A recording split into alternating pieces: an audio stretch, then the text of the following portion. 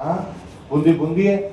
और आप इस बार चलो मेरे साथ, मैं घुमाती हूँ आपको अपना ससुराल कि बूंदी कितना अच्छा है। आप तो पिछली बार आए कि शादी शादी में आपने क्या ही देखा होगा। लाखा जी का नाम चित्तौड़ ज्यादा अच्छा है, तो पूरा घूमी नहीं है, पूरा घूम के फिर बताना। उसने कहा पूरा घूम लिया, पर बूंदी की ओर तो कोई आज करे काल करे। लाखा जी ने वापस कहा पक्का, तो उसको लगा नाराज हो रहा है। उसने कहा नहीं नहीं, वैसे तो चित्तौड़ भी अच्छा है। लाखा जी ने सच्ची सच्ची बता, चित्तौड़ अच्छा है बूंदी अच्छा। उसने कहा बूंदी। लाखा जी बाहर आए, बाहर आके अपने सेनापति को ऑर्डर दिया, सेना तैयार करो, बूंदी पर अटैक करे।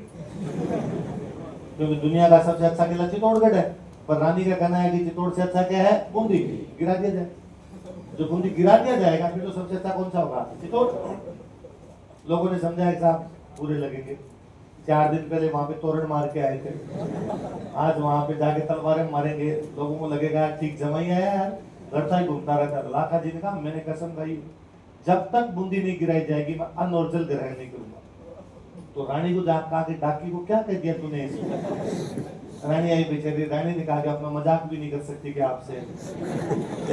कोई मजाक नहीं था, मैंने तेरे से 3 बार पूछा था, सच्ची सच्ची बता दे। तूने तीनों बार क्या बताया था, अब हम गिराएंगे।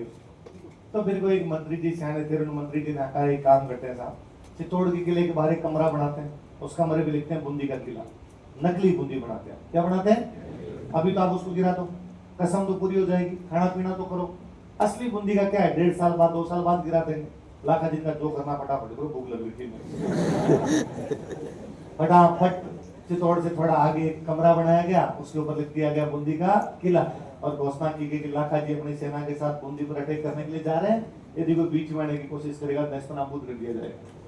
जैसे पास में कौन से लाखा जी का बस वो सामने ही है, आप तो एक तीर चलाओ गिर जाएगा, रोटी खाओ, साथ में लाए हम तो। कहते लाखा जी जैसे तीर चलाने लगे, सामने से तीर आया। लाखा जी का चेक करो ना, उधर कौन खड़ा है, उधर जाके देखा था। अपने अभी भी रिवाज होता है कि जब बहन की शादी करते हैं, अपने घर की किसी बेटी की शादी करते हैं, अपने परिवार का एक सदस्य साथ में जाता है।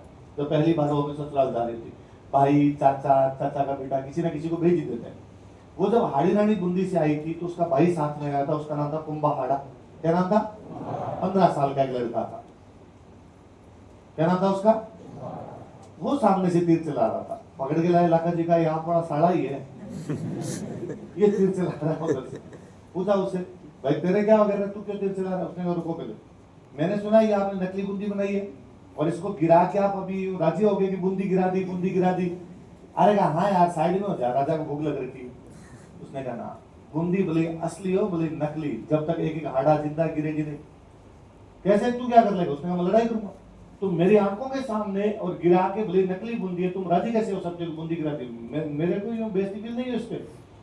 पहले उस लड़के से लड़ाई करनी पड़ी, उसको मारना पड़ा, तब जाके वो नकली बूंदी गिराएगी।